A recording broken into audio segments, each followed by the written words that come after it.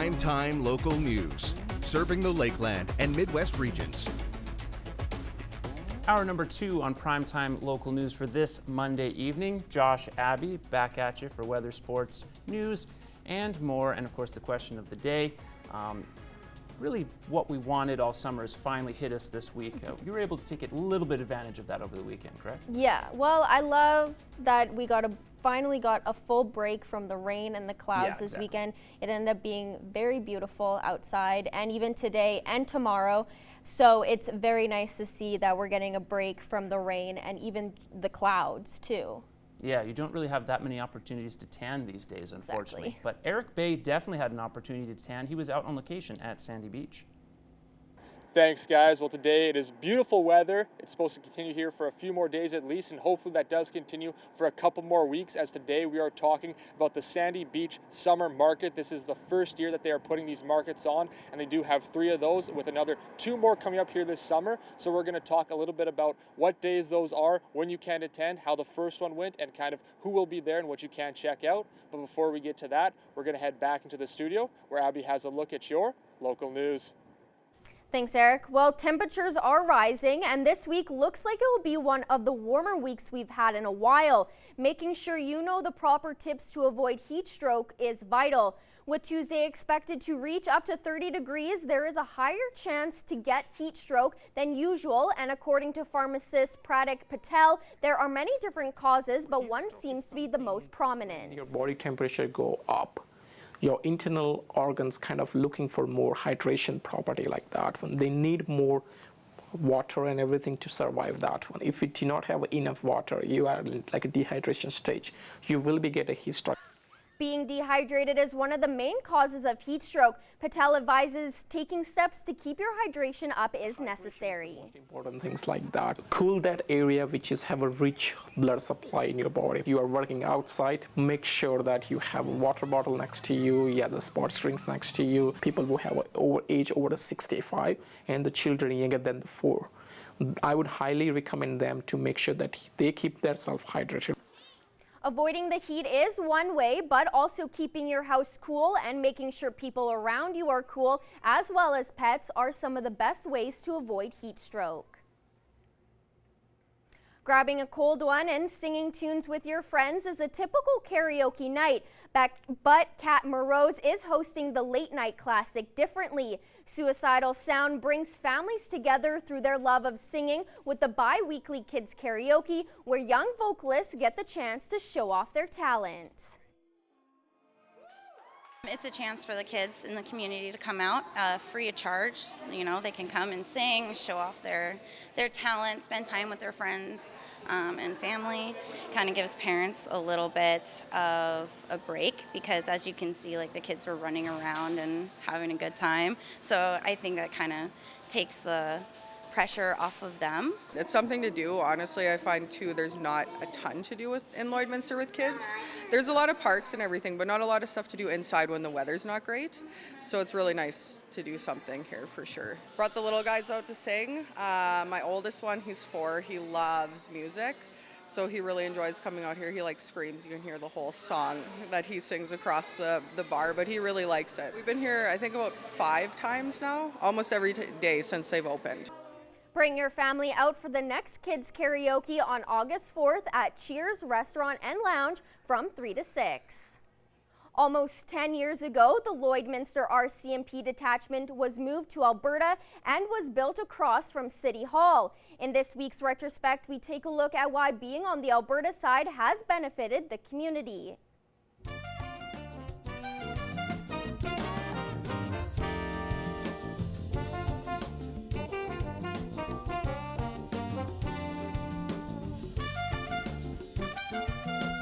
Ground has been broken for the new home of the Border Cities RCMP, situated right in the heart of town beside City Hall. It lets people see that the policing services are a priority for the city, and that the city is certainly focused on providing those the policing services that people have come to expect, I think, in Lloydminster. When this work's all done, the new facility will dwarf the current one. It'll have 3 floors and be 5,500 square meters big. The members here are certainly happy about the fact of the new construction of the building. The building that we're currently in is certainly somewhat dated, and with 40 members here, it is fairly cramped. Flash forward to today, and the detachment is in full swing, and the building gives the RCMP a lot more space. The old detachment's a little bit smaller, a little bit less room for us. Now we have more cells. We have, like I said, more room to expand. We have more offices. We have more space for all our members to work in. The more space allows for more police and more specialized units. You're starting to see a lot more specialized units in the detachment.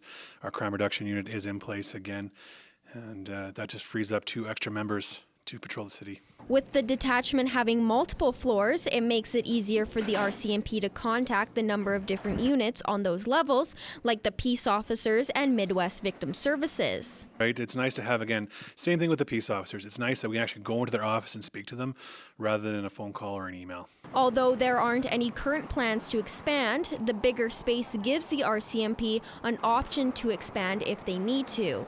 And that's it for this week's Retrospect. Retrospect this week is brought to you by Webb's Ford.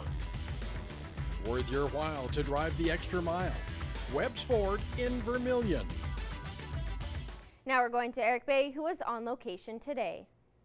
Once again, we are back here talking about the Sandy Beach Summer Market, and Howard Meehan joins me now. So can you tell us a little bit about this summer market? I know this is the first year you've been doing it. Yeah, we just got started this year. We're doing a summer series of 3 of them.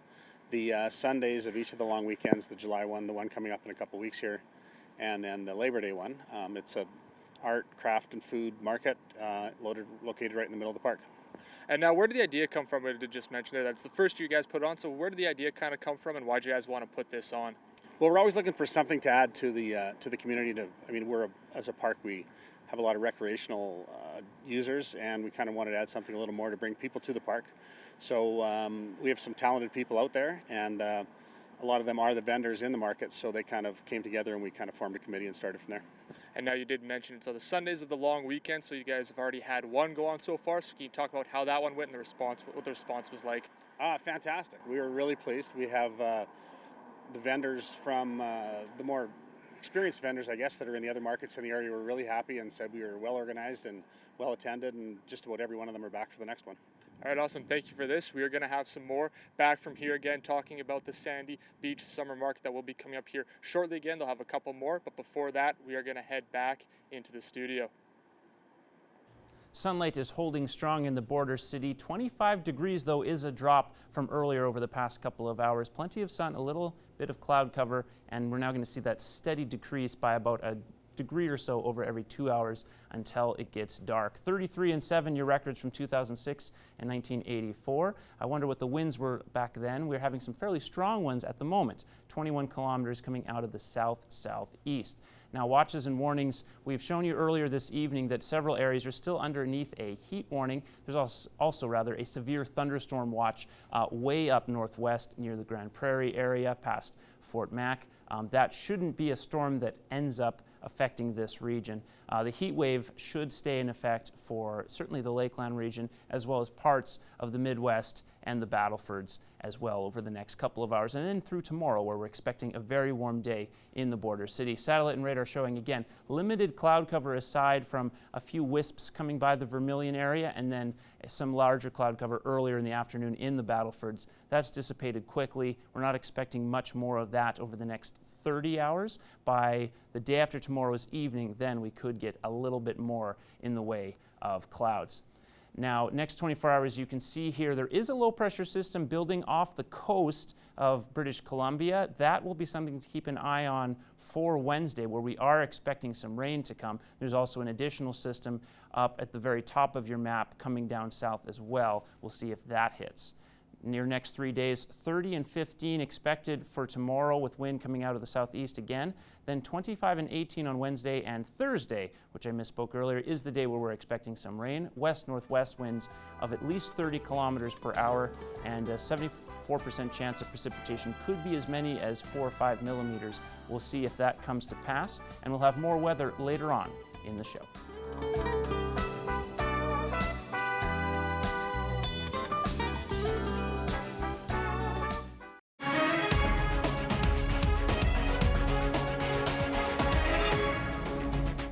Welcome back. Well, Canada's agriculture ministers wrapped up their annual meeting with a statement that they want officials to propose improvements to the Agri-Stability Business Risk Management Program before the end of this year. The ministers who met in Quebec City last week also reiterated the importance of providing compensation to supply-managed sectors that are affected by European and Trans-Pacific trade deals. They also acknowledged that the growing shortage of labor makes it difficult for agricultural businesses to operate and expand despite their recruitment activities. African swine fever was also discussed, with the statement noting the ministers agreed to continue collaborating with industry representatives on a pan-Canadian action plan. And now we're going to take a look at your egg prices.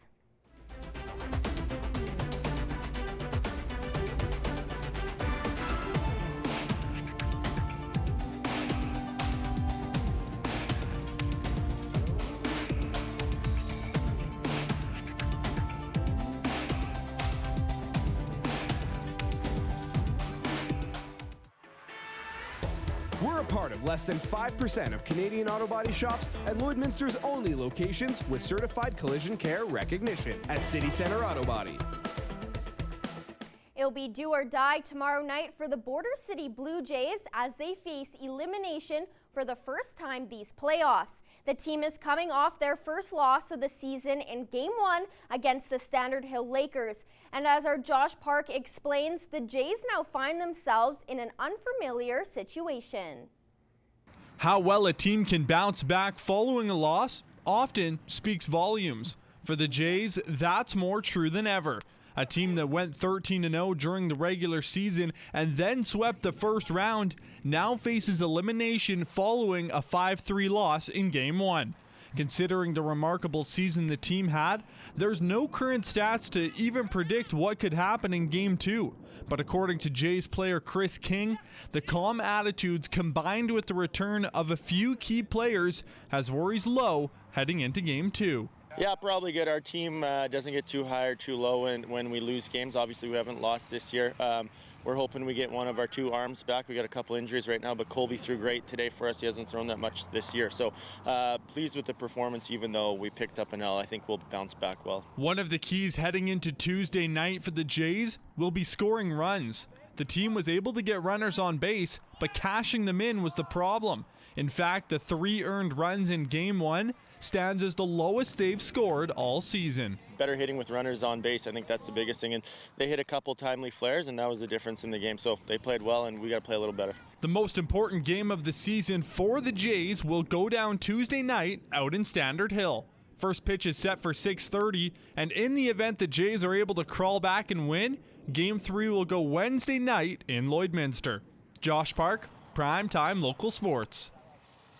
After a successful launch last summer, Rustlers Junior Beach Volleyball continues to grow at a rapid rate. Josh Ryan has more on how the coaching staff has adjusted to increased numbers and their plans moving forward. Jump, jump. Heading into the summer, Matt Peck was hoping for slightly better numbers than last year, where they had nearly 30 kids through the beach program's inaugural 3 months. The increase he got instead almost became an issue. It was probably more than JC or I could ever have imagined, honestly. It was awesome.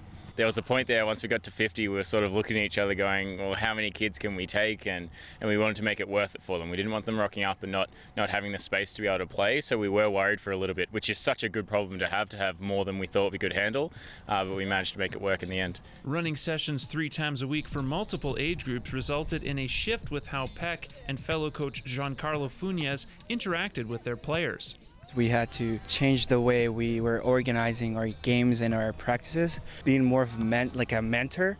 So at the same time, we're playing with them and we're trying to see what are the things that we can fix from their technique or the way they move in the court and how to make them more smart and how to read the ball in the situations of a game and our match. So far, their approach has been refreshing. Let us know how the athlete feels and how their volleyball skills are set at this point. They've also utilized some older athletes to help with the younger age group. 18 and U19 coaches, so people who are just sort of starting their coaching career were coming to help out with the little kids, and the little kids really looked up to those older players.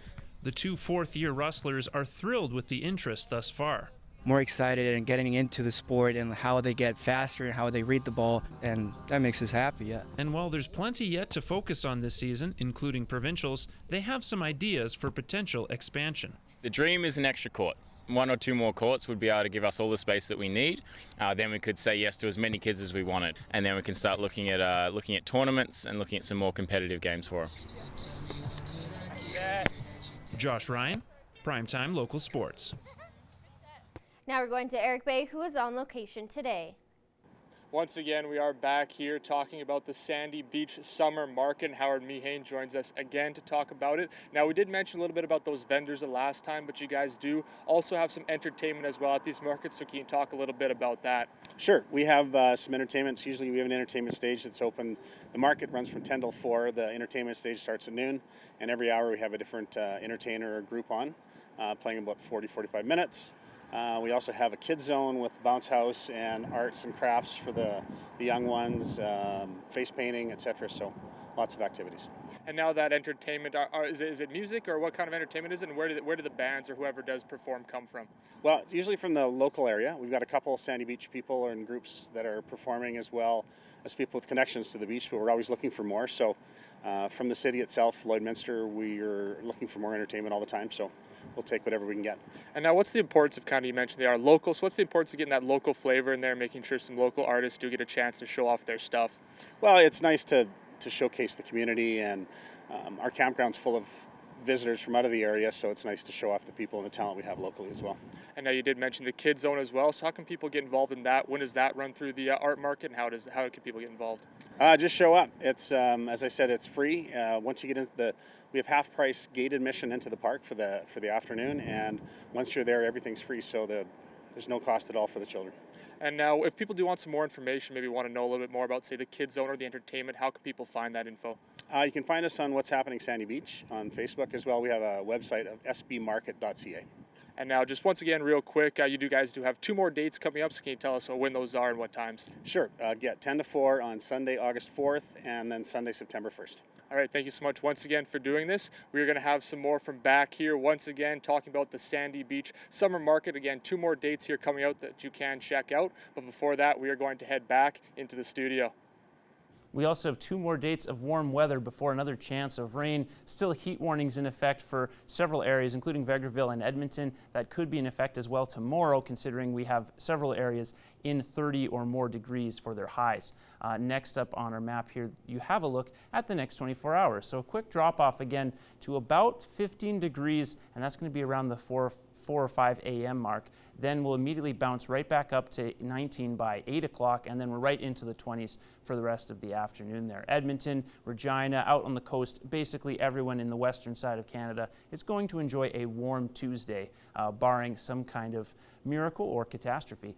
Next 48 hours as well, only a little bit of wind, so it might affect it by about 5 to 6 degrees in some areas, including in Lloydminster. That weather system, when it makes its way through on Thursday, will bring with some stronger winds, and that will definitely affect the temperature more. But for now, it should be relatively balmy outside for everyone involved. 25 in Maidstone and in Marwayne, 27 in Vermilion, 26 in Vegreville, and 27 also in Edmonton.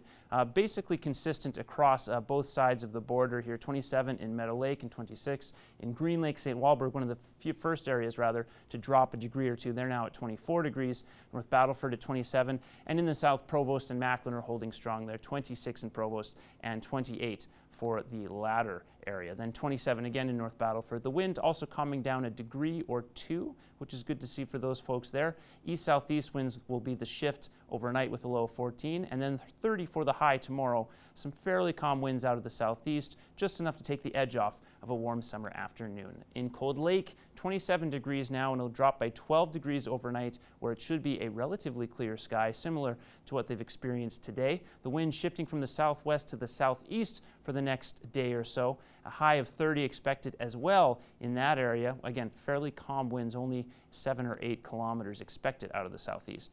And then here in Lloydminster, now down to 25 degrees, a low of 15 expected overnight, and then 30 tomorrow. Southeast winds rather throughout the next 24 hours. Calmer certainly tomorrow than it is right now, as we're still getting fairly consistent winds of 20 kilometers or more, some stronger gusts. Not expecting that on Tuesday, fortunately.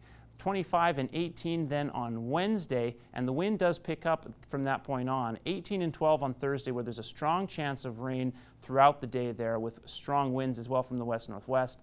Some drop off the next day and some sunlight at 25 and 12 on Friday. Then 22 degrees on Saturday, where there's still a 60% chance of some precipitation, and the wind will pick up a little bit again, 20 kilometers rather. Some gusts could get into the 30-kilometer range. 21 and 11 on Sunday, 20 and 10 on Monday, and that has been your 7-day forecast.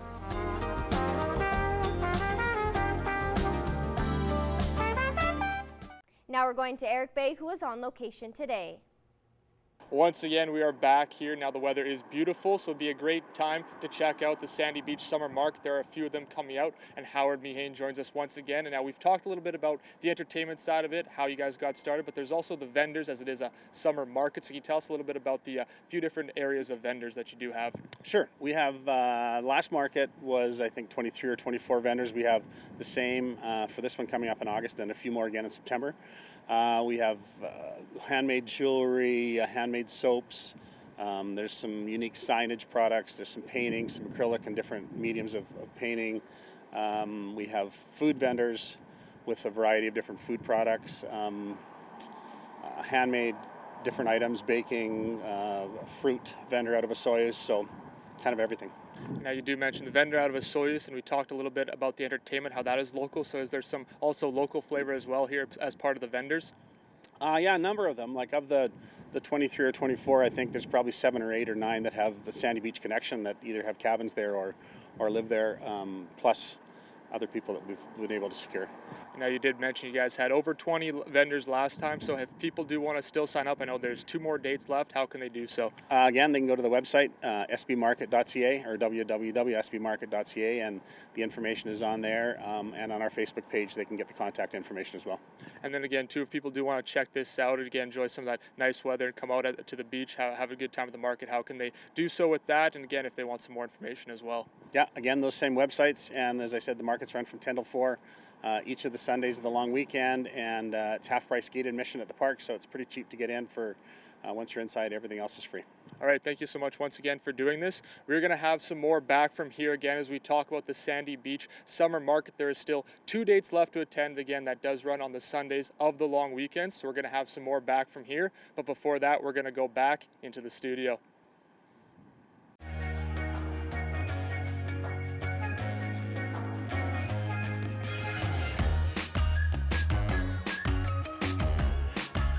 So our question of the day didn't get as much feedback as we hoped. We got one great comment from someone that everyone in the building is familiar with, Landon Egan, and it's a great point, which is that thanks to streaming services, that's been a big bump in terms of the interest in Canadian shows, such as Trailer Park Boys, now new American audiences like that, and also Letterkenny is a big one that's benefited from streaming. Yeah, and I think you have those shows, and it really showcases, that, media doesn't just come from the United States. Yes. And so having hilarious shows like Letterkenny being able to be broadcasted overseas or in the United States is really beneficial for Canadian mainstream media, because then it gets the word out, like, oh, America isn't the only country that produces really good content. Exactly, and of course the question was, as we mentioned before, with the Emmy nominations for Schitt's Creek, S-C-H-I-T-T for the pronunciation, what does that mean for Canadian content?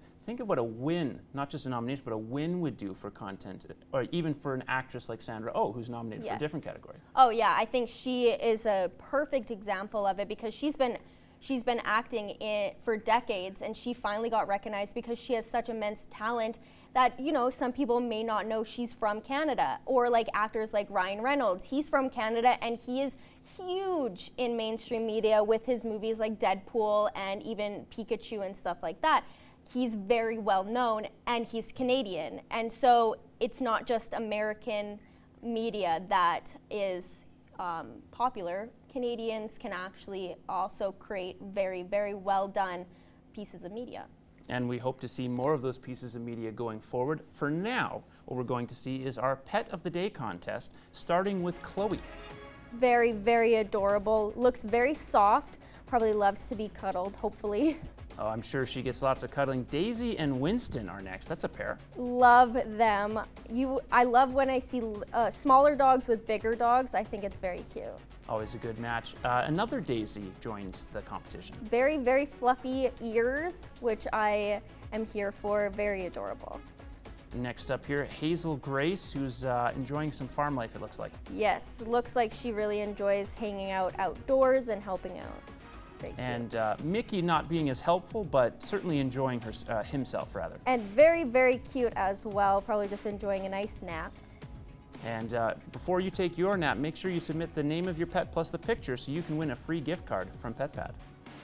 We want to see your pet. Send photos of your pet and their name to our Facebook, Twitter, or Instagram to have them featured on Pet of the Day. Your name will be entered into a weekly draw for a gift certificate from the PetPad.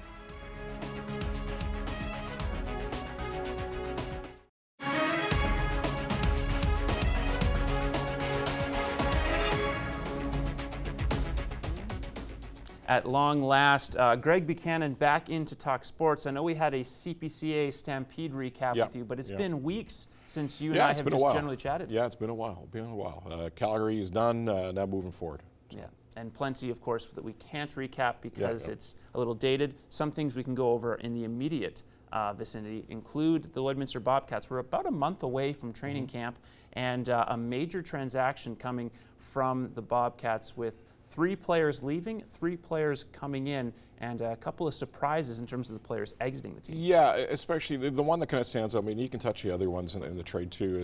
Is probably Hunter Lamb. Hunter Lamb was a rookie here with the Bobcats this past season, and really came to in his own. And has some very good skill. So kind of surprised that he was sent off to Fort McMurray. But more than anything, Nigel Dubé is definitely putting his stamp on this team right now. He absolutely is. You obviously losing Hunter Lamb, you lose some offense there. Even a guy like Andrew Smiley, who's a younger player, you're now not going to go forward with him. But they get 3 guys back who are also younger and have a couple of years at least to develop.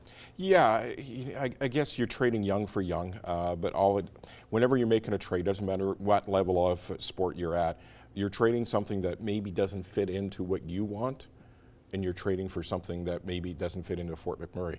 So you're trading 3 players that didn't fit into Fort Mac and 3 players that maybe in Nigel's view didn't fit into the Bobcats, and we'll see where we go from here. But Nigel's been busy signing a lot of American players, signing a lot of other players across Alberta, so it'll be interesting to see when they hit the camp in August. Yeah, it's fair to say it's going to be a very new look for this group, not only in terms of those trades and transactions, but a number of guys who were with the team last year just simply not returning, meaning you're going to have a new leadership core, a new flavor in terms of the vibe in the locker room, and stylistically they'll probably look different as well. They're going to be different. Nigel Dubé wants his character players. He wants his team developed in the way that he wants them. He kind of took over what was left over from this past season, this past year. So now this year we'll be starting from ground zero with Nigel, and it'll be interesting to see what happens.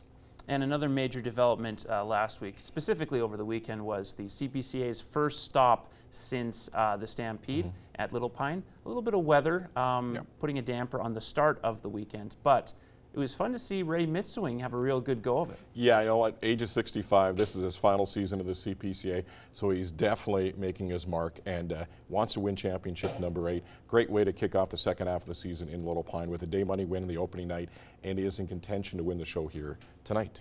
And you have Todd Baptiste also putting in a good performance. Todd Baptiste really has been the most consistent driver on the tour this year. Yeah, I think more than anything, Todd over the last number of years has been known for being a great barreler. So he comes out of the infield explosive, but at the same time he has run coming home. And we saw that at the Calgary Stampede, gets to the championship dash, and look for Todd to be in a contention to win a Canadian championship along with the Chief Ray Mitswing.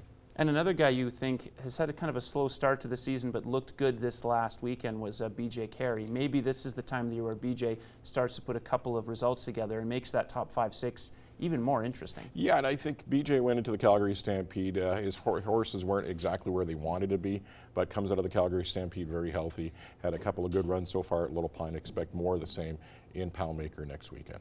And there's plenty to see in the next couple of weeks, as it's going to be a very tight race indeed heading into the CPCA finals here at the Lloyd X.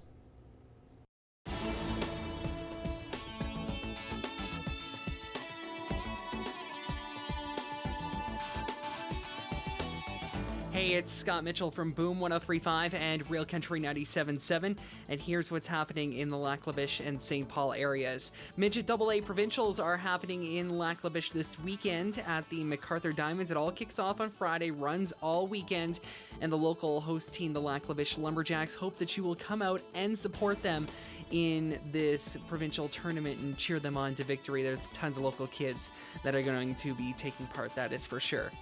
FCSS in St. Paul, well, they are continuing with their summer activities at least twice a week between 2 and 4 p.m. There was one that happened already this week, but there will be another one happening on Friday at the Splash Park.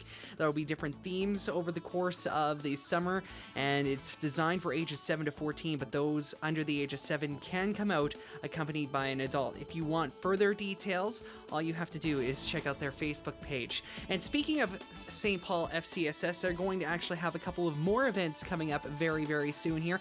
Wednesday night at Reunion Station at dusk, they're going to be having an outdoor movie night and showing the movie Pacific Rim Uprising, so you might want to get out for that.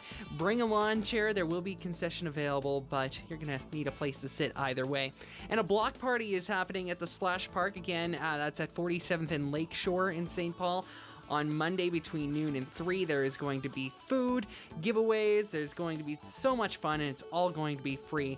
Again, if you want more details on that, you can also check out their Facebook page or give them a shout, 780-645-5311.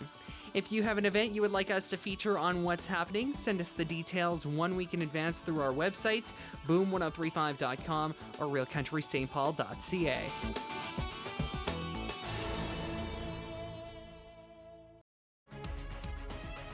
Furniture set and design supplied by Furniture Gallery and Furniture House, downtown Lloydminster.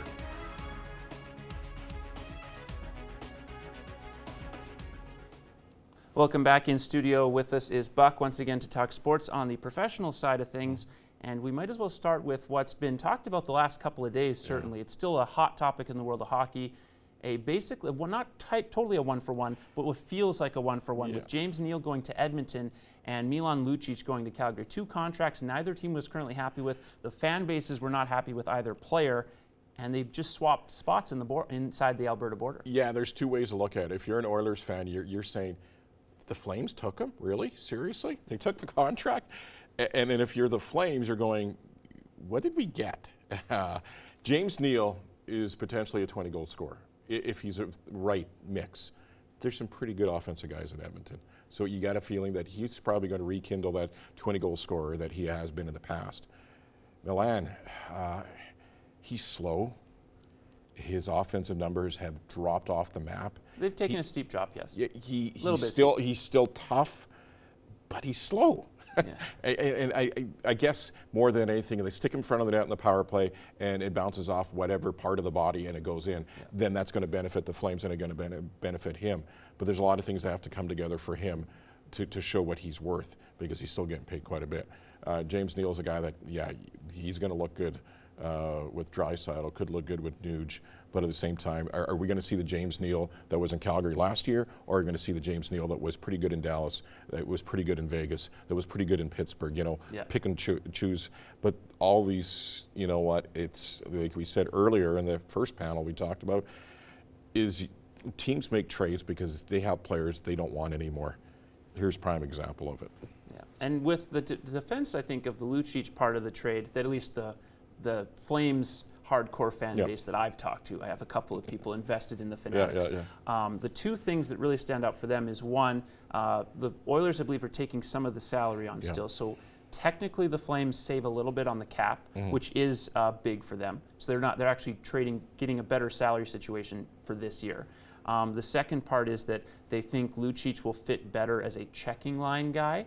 The speed's obviously going to be an issue, but he fits better as a checking line guy on their team, whereas Neal wasn't able to perform with their top guys and is a horrible checking line type of player. Yeah. However, the one thing that I still think is an issue is now you have to re-sign a couple of guys over the next year and a half, and how are you going to get rid of that contract? You don't have a lot of cap room. Ultimately, you have a little more cap room, but it's still not in a great position. One thing nobody's talking about through this is Seattle's coming in. Right.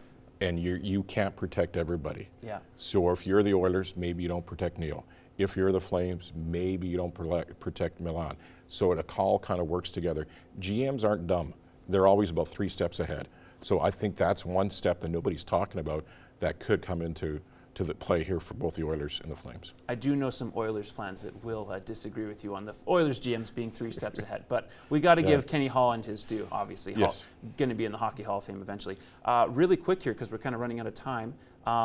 Quick thoughts on the CFL, just heading into the last couple of weeks. If you're a Riders fan, don't get too excited. They had wins against the Argos, a win against the BC Lions, looked pretty good on the weekend against BC. But it's against BC. They're a terrible football team. If you're the Edmonton Eskimos, you're concerned because they lost to Montreal. And lastly, we got to promote the show for tomorrow. So what do you got for tomorrow? Yeah, Tuesday Night Sports Show live from the Canadian Brew House tomorrow night. We'll talk to Jason Greger from TSN Radio in Edmonton about the trade with the Oilers. Also from the Rod Peterson Show, Rod Peterson as we talk CFL and NHL on the Tuesday Night Sports Show live from the Canadian Brew House at Real Country 95.9. It feels like it's a slightly slow time, but there's still plenty more to consume over the next couple of weeks in July and heading into August, when we'll only be just a few weeks away from training camp for both NHL, NBA, and in the full throes, of course, of the NFL. Once again, we are back here, and we've been talking about the Sandy Beach Summer Market. Now, that does go on here. They have 3 dates throughout the summer. The first summer that they are doing this, they've already done one, and those do occur on the Sundays of the long weekends of this summer. So they will have one coming up here later on Labor Day weekend, but their closest one is coming up here Sunday, August 4th. If you want to check that out, hopefully this warm weather sticks around till then. It should be a great day with tons of stuff to check out. They do have the art market, crafts, as well as food vendors going on there too as part of the market. And then as well, they do have some entertainment going on too, which does feature local artists as well. So you are supporting local if you do come out and check it out as well. So that's all we have from here tonight. Now we'll go back to the studio, and Josh and Abby are going to take this time to wrap up tonight's news. Thanks again to eBay, who was on location earlier. Now, Abby, one thing that we in the office haven't really talked about at all is Comic-Con. That took place over the weekend, and there's a lot of, if you're a fan of geek culture or just in general movie culture, there's a lot of big announcements, including the next phase of superhero movies. And as the resident Spider-Man fan, not that you're the only fan, but the main fan, what's your thought on where they're going from here? Because obviously there's some pretty significant changes. I'm excited. So I don't know what I'm going to expect, but I know I'm excited. As am I. Thank you, folks, and take care.